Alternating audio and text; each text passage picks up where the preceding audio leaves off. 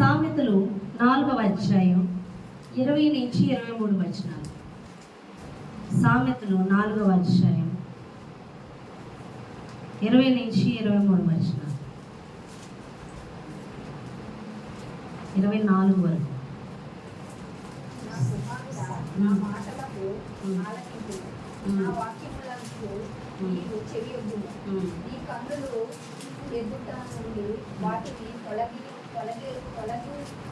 తొలగిపోనీయకము, నీ హృదయమునకు వాటిని భద్రము చేసుకున్నాను.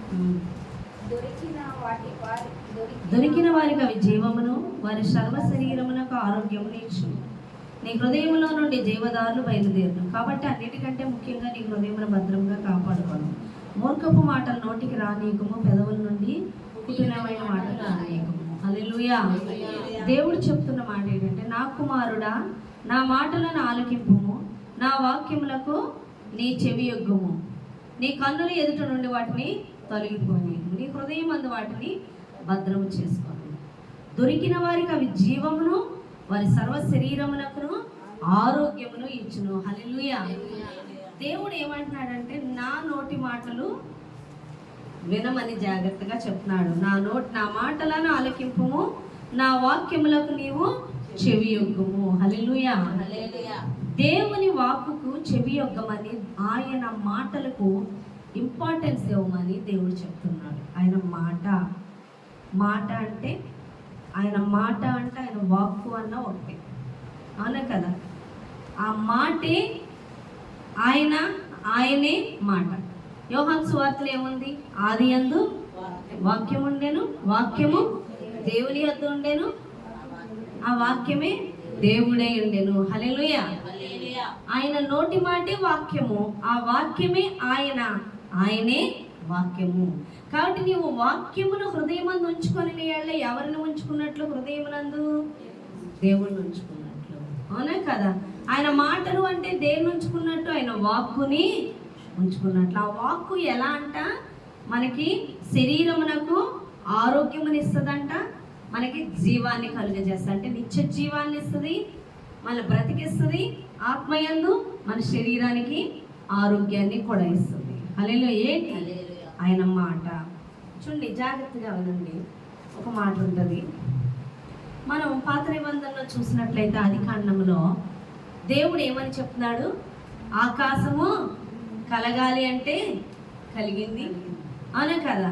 భూమి, ఆకాశము, సూర్యచంద్ర నక్షత్రములను, పశుపక్షాదులను, సమస్తాన్ని ఆయన నోటి మాట చేత కలుగ చేసి ఉన్నాడు. హల్లెలూయా. దేని చేత? ఆయన ఏది కలగమని ఆజ్ఞాపించాడో అది అలాగా జరిగిపోయింది. ఎందుకంటే వాక్యం చూద్దాం మాట. కీర్తనలో 33:6 వచనం.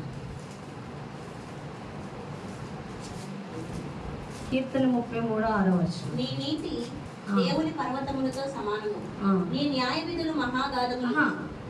కీర్తన 33:6. యెహోవా వాక్కు చేత ఆకాశములు కలిగెను, ఆయన నోటి ఊపిరి చేత వాటి సర్వ సమూహము కలిగెను. యెహోవా వాక్కు చేత ఏం కలిగాయి? ఆకాశములు కలిగెను, ఆయన నోటి ఊపిరి చేత వాటి సర్వ సమూహము కలిగెను. ఆయన వాక్కు చేత ఏం కలుగు చేశాడంట? ఆకాశమును కలుగు చేశాడు. ఆయన వాక్కును పంపి దేన్ని కలుగు చేశాడు? ఈ ప్రపంచాన్ని. నువ్వు ఆకాశమును చూసినప్పుడు నీకేం గుర్తు రావాలి? ఆయన వాక్యము గుర్తు రావాలి. ఆయన వాక్కును పంపి ఆకాశమును కలుగు చేశాడు. నువ్వు జంతువులను చూస్తున్నప్పుడు కానీ, భూమిని చూస్తున్నప్పుడు కానీ, చెట్లను చూస్తున్నప్పుడు కానీ, ఈ ప్రకృతిని చూస్తున్నప్పుడు కానీ నీకేం ఏమనిపించాలి? ఏం కనిపించాలి? అందులో ఆయన వాక్యము కనిపించాలి. వెలుగు చూసినప్పుడు ఇది ఆయన వాక్యము. వెలుగు కలగమని ఆజ్ఞాపించినప్పుడు వెలుగు కలిగను. చీకటిని వెలుగును వేరుపరిచినప్పుడు, చీకటి కలిగినప్పుడు ఇది కూడా ఎవరి ద్వారా కలిగింది? దేవుని. సముద్రమును చూసినప్పుడు ఇది ఎవరి వల్ల కలిగింది? దేవుని వల్ల, దేవుని మాట వల్ల కలిగింది. ఈ భూమి మీద ఏది చూసినా నీకేం గుర్తుకు రావాలి? దేవుని మాట వల్ల ఇవన్నీ కలిగేయి. దేవుని మాట నోటి నుంచి విడుదల చేయడం వల్ల ఇవన్నీ కలిగేయి అన్నది మనకి తెలియాలి. హల్లెలూయా. ఆయన మాట ఎటువంటిదంట చూడండి. ఆయన మాట ఎటువంటిదంటే యెషయా 55 అధ్యాయం 8వ వచనం. యెషయా 55 8వ వచనం, 8-10.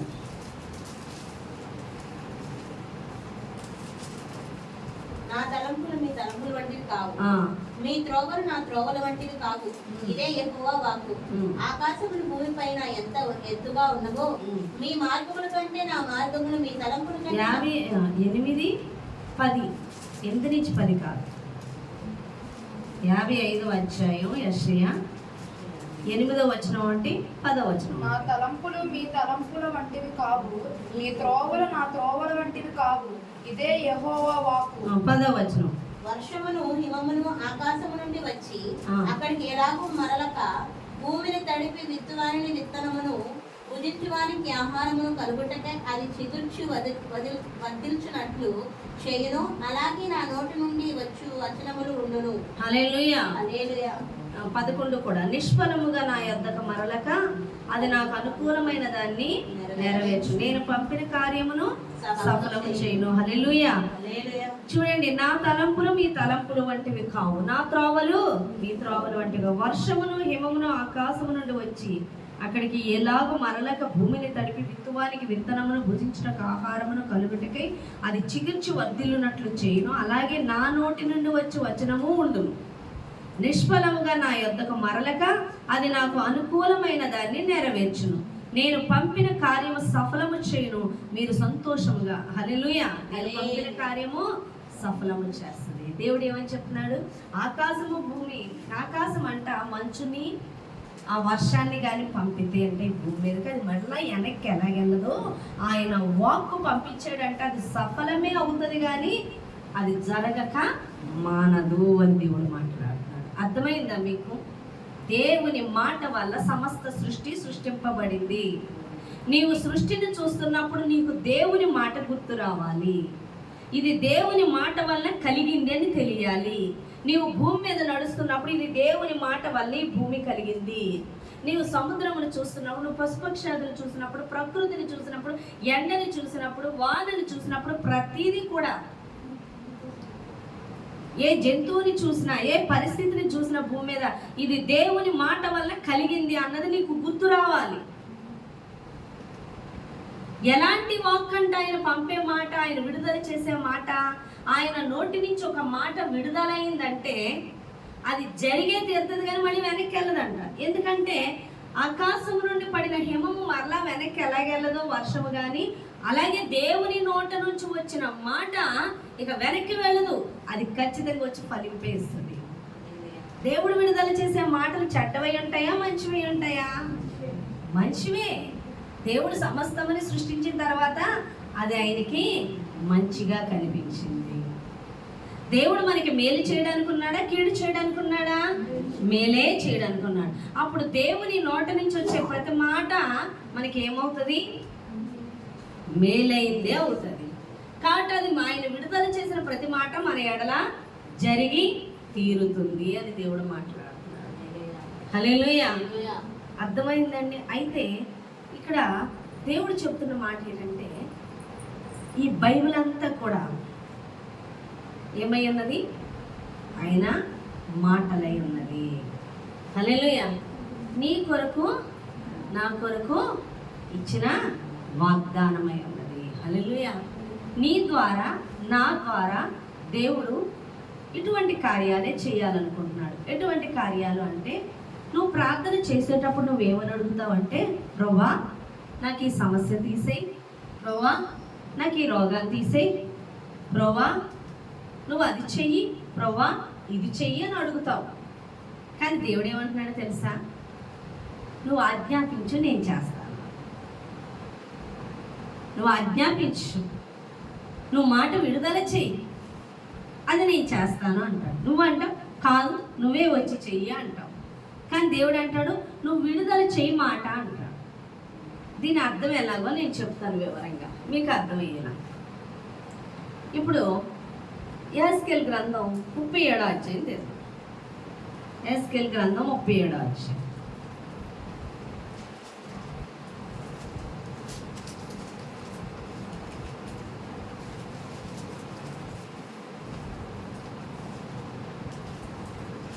1 నుంచి చదువు. యెహోవా హస్తము నా మీదకి వచ్చెను.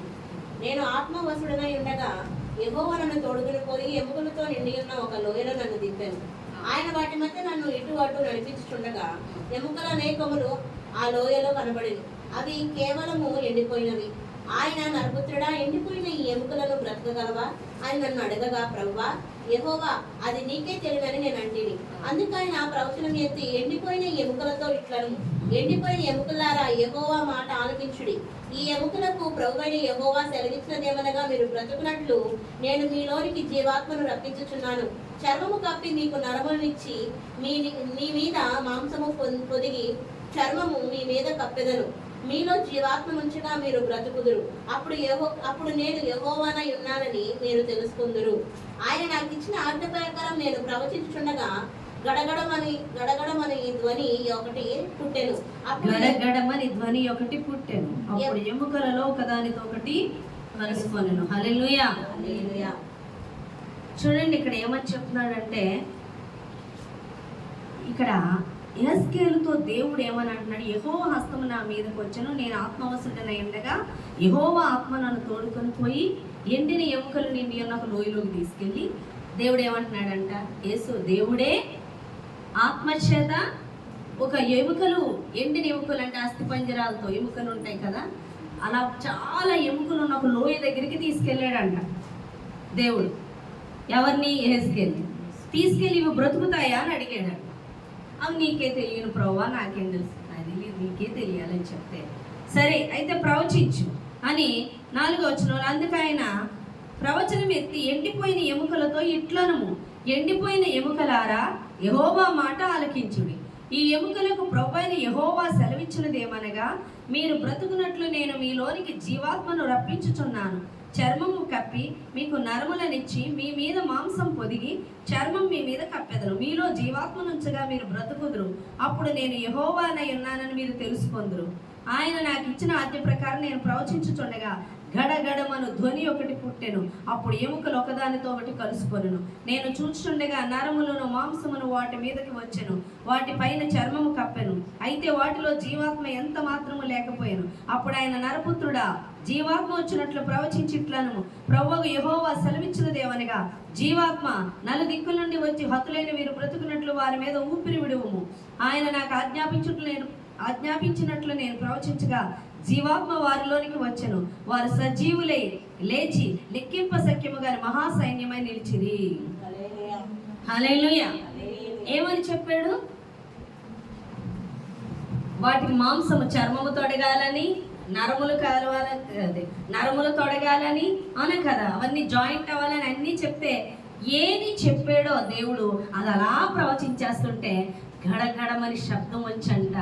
ఆ ఎముకలన్నీ కూడా దేనికవి కూడుకుపోయి, అంటే జాయింట్ అయిపోయి, నరములు తొడిగేసి, మాంసము తొడిగేసి, చర్మం తొడిగేసి ఉన్నాయంట. కానీ చచ్చిన వారి వల్లే ఉన్నారంట.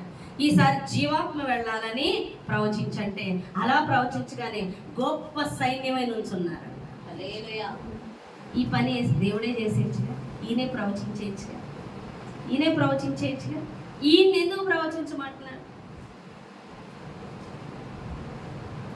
అంటే, దేవుడు చెప్పిన మాట మనల్ని చెప్పమన్నది చెప్పినప్పుడు అక్కడ కార్యము జరుగుతుంది అన్న విషయం మనకు బయలుపరుస్తుంది.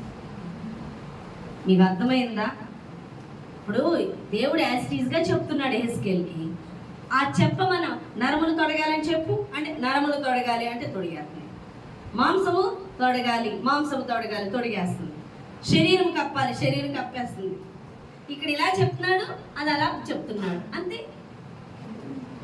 జరిగిపోయా లేదా?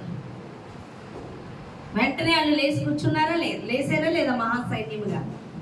అర్థమైందా మీకు? అంటే దేవుడు ఇలా చెప్తున్నాడు, ఆ మాటలు యాస్టీస్గా పలుకుతుంటే అక్కడ పని జరిగిపోతుంది. అర్థమైంది? ఆయనే చెప్పచ్చుగా, కాదు, దేవుడు నిన్ను చెప్పమంటున్నాడు. యెహోవానై ఉన్నానని నీకు తెలియాలని, దేవుడు నీ పక్షాన ఉన్నవాడు, దేవుడు చెప్పింది అక్కడ చేస్తాడని నువ్వు ఎరగాలని, అవునా? ఆయన ఉనికి నువ్వు ఎరగాలి, ఇతరులకి బయలుపరచాలి. ఇదంతా చేయటం కొరకు ఒక నరుడు ద్వారా దేవుడు చేయడం ప్రతి ఒక్కరూ తెలుసుకోవాలని దేవుడు ఏం చేస్తున్నాడు? ఈ విధంగా దేవుడు చేయమని చెప్తున్నాడు. మీకు అర్థమైందా? ఇప్పుడు చెప్పమని చెప్తూ ఉంటే అక్కడ జరిగిపోతుంది. అవునా? అలాగే దేవుడు ఇక్కడ సమస్తము చేసేసి సిలువలో మనకి మొత్తం వాగ్దానాలు ఇచ్చేసాడు. బైబిల్ నిండా, అవునా కదా? వాక్కుని ఇచ్చేసాడు.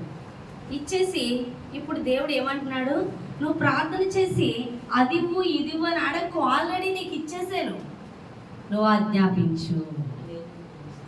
హల్లెలూయా. నువ్వేం చేయాలి? ఆజ్ఞాపించు అని దేవుడు చెప్తున్నాడు. ఇప్పుడు నీకు రోగం వచ్చింది అనుకున్నా, నువ్వు స్వస్థపరచు యేసయ్యా అని అడగమంటలేదు. యేసు నామములో ఆయన పొందిన దెబ్బల ద్వారా నాకు స్వస్థత కలిగి ఉన్నది. ఆ రోగమును యేసు నామములో పొమ్మని ఆజ్ఞాపిస్తున్నాను.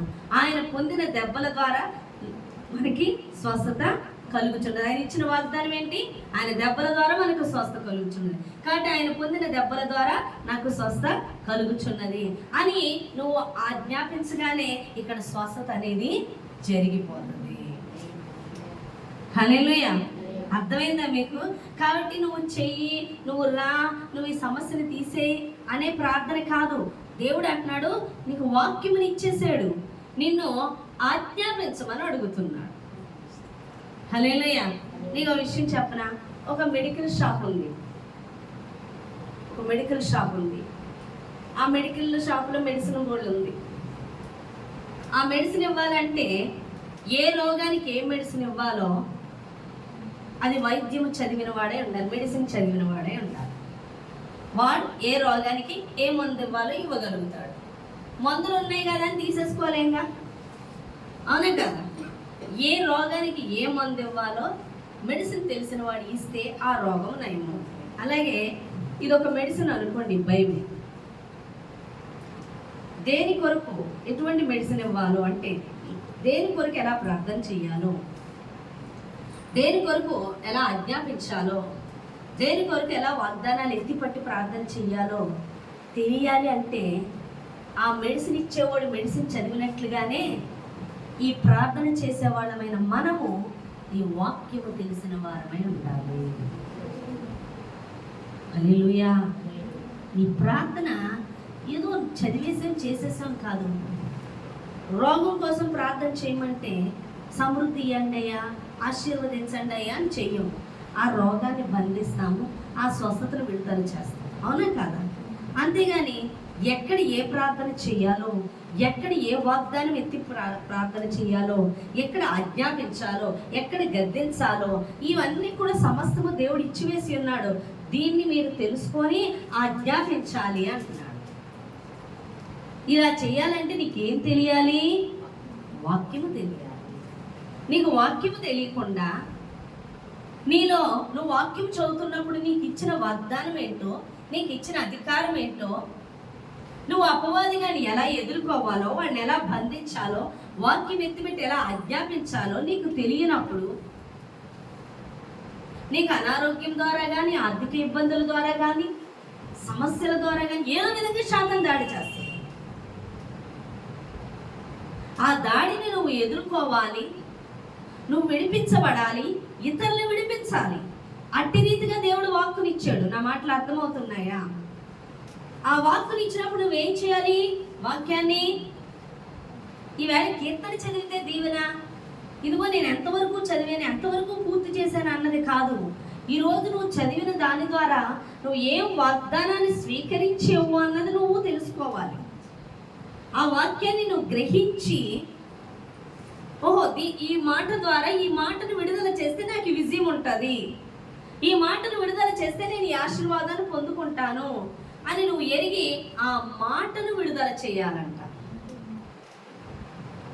అర్థమవుతుంది? ఆయన్ని చూడండి, యెహోవా నా కాపరి, నాకు లేమి కలుగు. నీకు లేమి కలుగుతున్నట్టు, నీకు ఇబ్బంది కలుగుతున్నట్టయితే యెహోవా నా కాపరి, నాకు లేమి కలగదు. ఆయన ధనవంతుడై ఉండి నా నిమిత్తమే దరిద్రుడై ఉన్నాడు. ఆయన మాట చొప్పున ఆయన ప్రేమించే వారికి సమస్తము సమకూడి జరుగుతాయి అని నువ్వు విడుదల చేస్తూ ఉంటే ఆ ప్రకారం నీలోకి ఆశీర్వాదం వస్తూ ఉంటుంది. ఈ మాటలు దొంగిలించడానికి, దేవుని వాక్కును నమ్మకుండా చేయడానికి సాతాను మన చుట్టూ దేవునికి వ్యతిరేకంగా మాట్లాడే వాళ్ళని అనేకులు పెడుతుంది అవిశ్వాసంలోకి నడిపించడానికి. వాళ్ళని డామినేట్ చేసి ఆ అవిశ్వాసపు మాటలను పడగొట్టి విశ్వాసంతో నిలబడులాగా మనము ఈ వాక్యమును చదవాలి. చదివేమంటే చదివేశాం కాదు. నువ్వు చదివేది ఒక కీర్తన అయినా, ఒక అధ్యాయం అయినా, ఒక పెన్ను పేపర్ తీసుకొని ఆ రోజు నీకు ఇచ్చిన అధికారం ఏంటి, నీ కొరకు ఆయన చేసింది ఏంటి, ఆయన ఏ వాగ్దానం ఎత్తిపెట్టి ప్రార్థన చేయమంటున్నాడు అని అది చూసి నువ్వు ఎత్తిపెట్టి ప్రార్థన చేసినప్పుడు ఏ అపాయము నీ వద్దకు రాదు.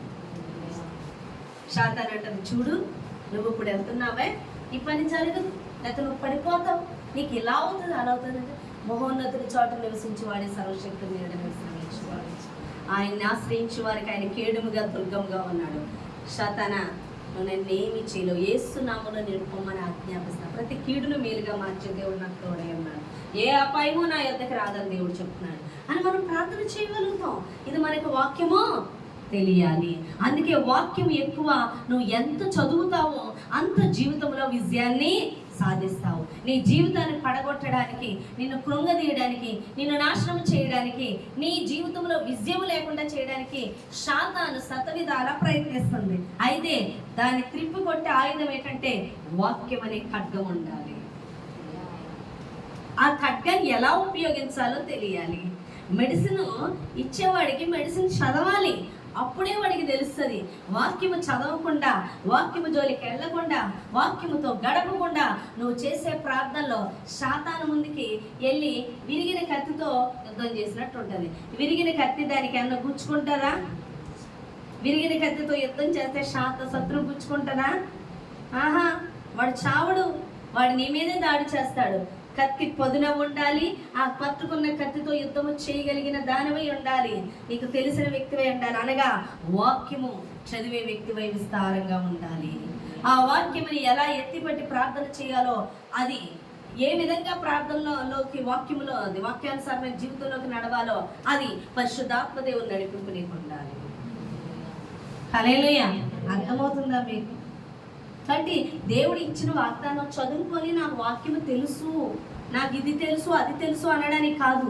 ఇందులో వాగ్దానాలు ఎత్తిపెట్టి ఆ ఖడ్గముతోని శాతాన్ని నువ్వు ఎదిరించాలి. అనగా నీకు ఏదైతే కలుగు చేస్తున్న సమస్యను, అనారోగ్యాన్ని, ఆర్థిక ఇబ్బందుల్ని, దాన్ని తిప్పికొట్టేటటువంటి వాక్యముతో, వాగ్దానాలతో నువ్వు ఆజ్ఞాపించాలి, ఎత్తిపడి ప్రార్థన చేయాలి. ఆజ్ఞాపించాలి, విడుదల చేయాలి. ఆ మాట నోటితో విడుదల చేయాలి.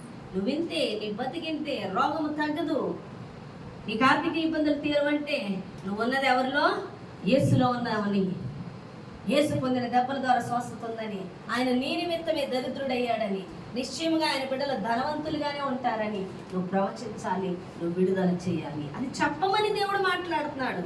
నువ్వు విడుదల చేయి, నేను అది చేస్తాను అంటున్నాడు.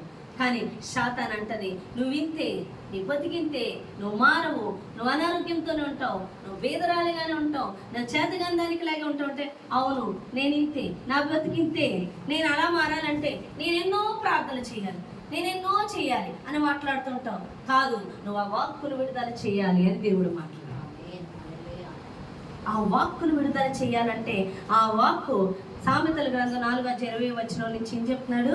నా మాటలు నీ హృదయములో భద్రముగా కాపాడుకో, అవి జీవాన్ని కలుగ చేస్తాయి, నీలో నుండి జీవధారలు ఉక్క చేస్తాయి, నీలో జీవాన్ని కలుగ చేస్తాయి. అంటే నిన్ను చంపడానికి ప్రయత్నిస్తున్న శాతాన్ని ఎదిరించగలిగి నీ జీవాన్ని కాపాడుకోగలిగే ఆ మాటలు, ఆ వాక్కు నీలో ఉండాలి అని దేవుడు మాట్లాడు.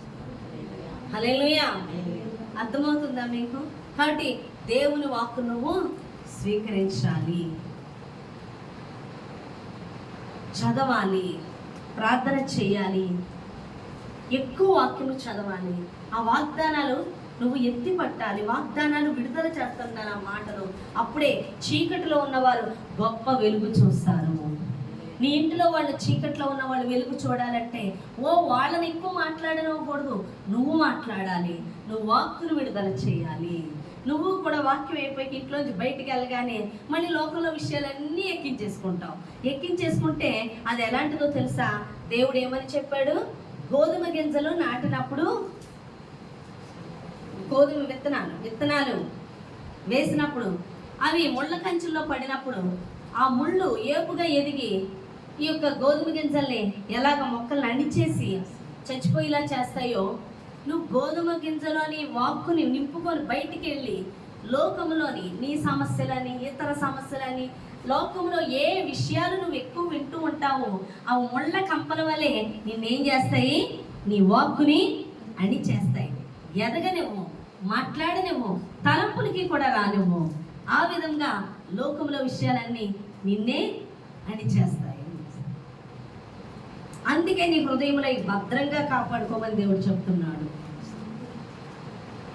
మాట్లాడితే మనం చాలా నా చెవులు, నా నోరు, నా కళ్ళు, నా ఒళ్ళు, నా ఇష్టం అనుకొని లోకంలో ప్రతిదానికి చెవి యొగ్గేస్తాం వినేయాలని, ప్రతిదాన్ని చూసేయాలని కళ్ళు అప్పగించేస్తాం, ప్రతి దానిలో దూరపై మాట్లాడేస్తుంటాం. దీనివల్ల ఏం పోతుందో తెలుసా? వాక్యం పోతుంది. వాక్యం చదవనివ్వదు. ముందు చదివిన దృష్టి ఏం చేస్తుంది? గబగబా చదివేస్తాం, ఆశీర్వాదం అని గబగబా చదివేస్తాం. కానీ చదివినంతసేపు కూడా మన పని మీదే దృష్టి పెట్టి ఆ పని మీదకి వెళ్ళిపోవాలని చూస్తాం, కానీ వాక్యాన్ని ఎక్కించుకో. అర్థమైందా మీకు? కానీ నీ హృదయం అంతా నింపుకున్నది ఏంటంటే లోకమే, ఈ వాక్యము కాదు. నిజంగా నీ వాక్యము నింపుకొని ఉంటే, నువ్వు వాక్యాన్ని విడుదల చేస్తూ ఉంటే నీ కుటుంబంలో చీకటి ఉండదు, నీ వీధుల్లో చీకటి ఉండదు. నువ్వెవరి దగ్గర వాక్యం విత్తుతుంటావో వాళ్ళకి విడుదల కలుగుతుంది. వాళ్ళకి విడుదల కలగట్లేదు అంటే నీ వాక్కుని చంపేటంతగా ముళ్ళ కంచెలు, ముళ్ళ తొప్పలు ఎదిగిపోతున్నాయి నీలో. అందుకే నీ వాక్కును భద్రముగా కాపాడుకోవాలి.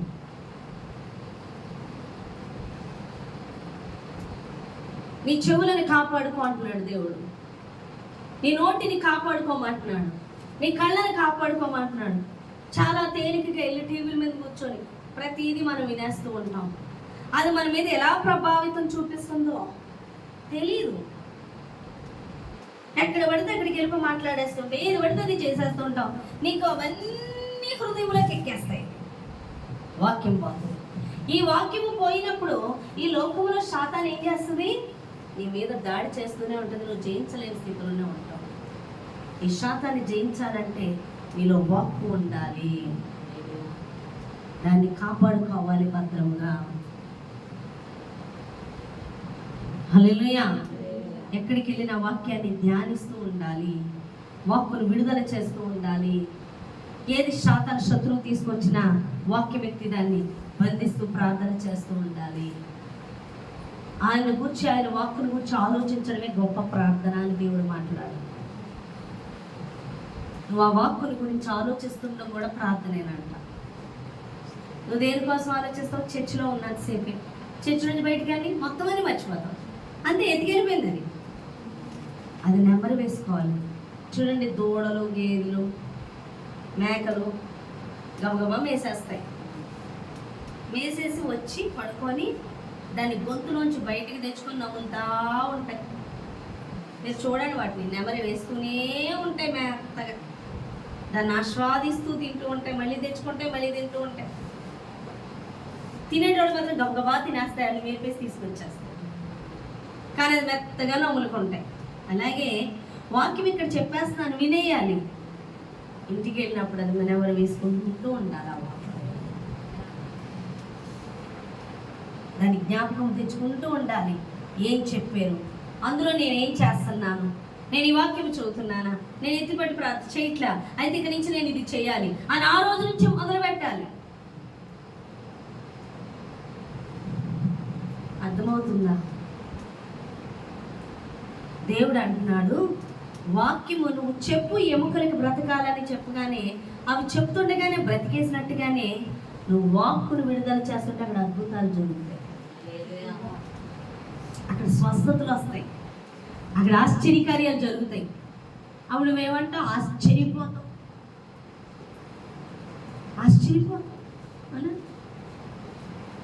మహోన్నతుడా, అద్భుతాలు చేయువాడా, నీ వంటి వారు ఎవరు, నీ వంటి వారు లేరు. మహోన్నతుడా, అద్భుతాలు చేయు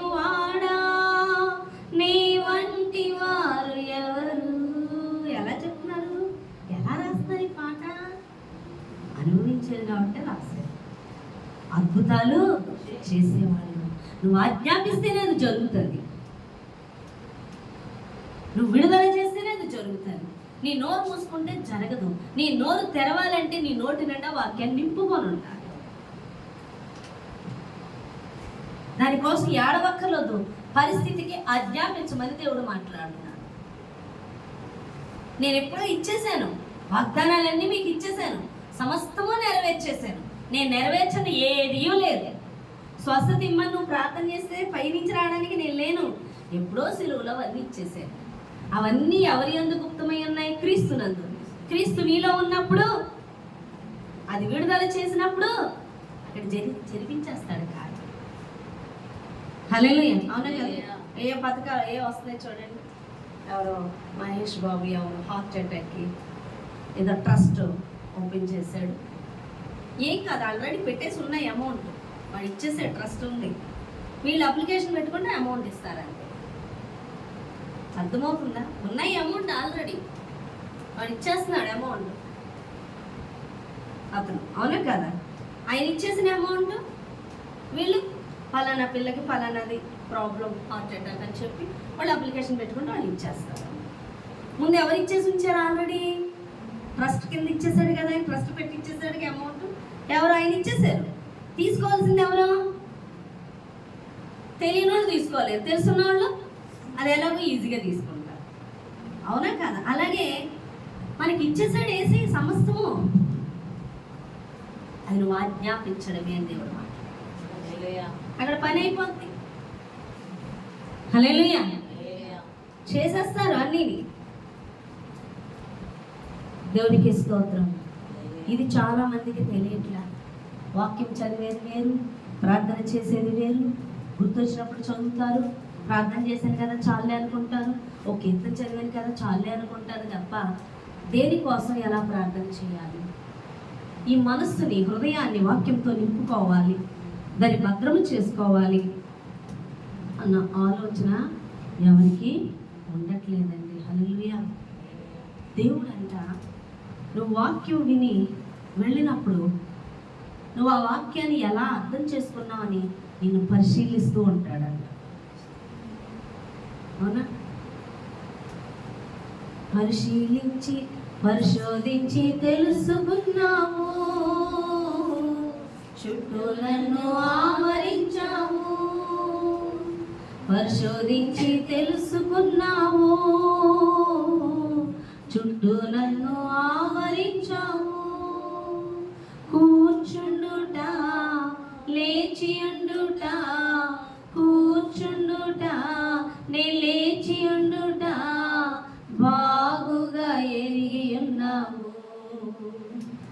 బాగుగా ఎరిగి ఉన్నావు. నన్ను చూచువాడా, నిత్యం కాచువాడా, నన్ను చూచువాడా, నిత్యం కాచువాడా. తలంపులు తపనయు అన్నీ అన్నీయు ఎరిగి ఉన్నావు, తలంపులు తపనయు అన్నీ అన్నీయు ఎరిగి ఉన్నావు. నడచినను పడుకున్నాను అయ్యా నీ ఎరిగి ఉన్నావు, నడచినను పడుకున్నాను అయ్యా నీ ఎరిగి ఉన్నావు. ధన్యవాదం. హల్లెలూయా. చూడండి, మల్లీశ్వరం పాపం అమ్మాయి తనకి దేవుణ్ణి అడిగింది, ప్రభువా ఏంటయ్యా ఈ కష్టాలు నాకు చాలా అని, చాలా శ్రమ వస్తే ఇంట్లో ఏడ్చేస్తున్నాను. ఏడిస్తే దేవుడు అన్నాడంట, ఇదిగో ఒక వ్యక్తి బాగా ఎక్స్పీరియన్స్ ఉన్న వ్యక్తి పొలంలో పంట వేసాడు, అలాగే కొత్తగా వచ్చిన వ్యక్తి పంట వేసాడు. పాత ఆయనకి బాగా విస్తారమైన పంట వచ్చింది, కొత్తగా అప్పుడు వేసిన వ్యక్తి పంట పోయింది. నా పంట ఎందుకు పోయింది అని ఇల్లు అడిగితే,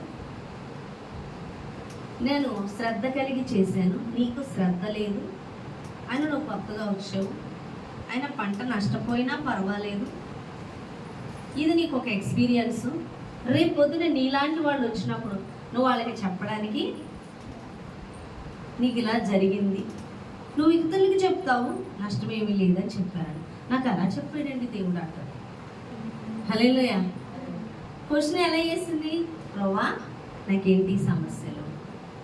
ఈ క్వశ్చన్ వేసిన వారం రోజులకి వచ్చింది ఆ సమాధానం? రాలేదు. క్వశ్చన్ వేసింది, ఆన్సర్ వచ్చేసింది అంటే. ఎందుకు వచ్చింది ఆన్సర్ అంటే ఆయన అంటున్నాడు, నడచినను పడుకున్నాను అయ్యా నీవే ఉన్నావు, నడచినను పడుకున్నాను అయ్యా నీవే ఉన్నావు, తలంపులు తపనయు అన్నీ ఎరిగి ఉన్నావు, పరిశోధించి తెలుసుకున్నావు, చుట్టూ నన్ను ఆవరించావు. మన చుట్టూ ఎవరున్నారండి? మన తలంపులు అన్ని పరిశీలిస్తున్నాడు. కూర్చుండం కానించి పడుకోవడం కానించి ఎవ్రీథింగ్ చూస్తున్నాడు ఆయన. నువ్వు అనుకుంటావు ప్రార్థన చేసి దించాలేమో అనుకుంటావు. ప్రార్థన చేసి దించక్కర్లొద్దు. ఆయన తలంపు మాట నీ హృదయంలో పుట్టగానే సమాధానం ఇవ్వడానికి రెడీగా ఉన్నాడు ఆయన. హల్లెలూయా. వెంటనే చెప్తాడు సమాధానం. మనం శ్రమ వచ్చినప్పుడే అడుగుతాం, వినగలిగే చెవులు కూడా అప్పుడు కలిగి ఉన్నాం. వింటే వెంటనే దేవుడు మాట్లాడతాడు, వెంటనే అద్భుతం చేస్తాడు. దేవుడు అంటాడు, ఇందులో వాక్కు ప్రవచించండి, నేను అద్భుతాలు చేస్తాను. నేను ఎవరిని? అద్భుతకరుని, నేను ఆశ్చర్యకరుని, నేను ఆలోచనకర్తని. అవునా కదా?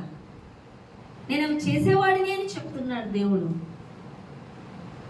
కానీ వాక్యము చదువుతున్న మనము ఏ విధంగా చదువుతున్నాము, ఏ విధంగా దాన్ని భద్రపరుచుకుంటున్నాము? లోకంలో విషయాలను భద్రపరుచుకుంటున్నామా?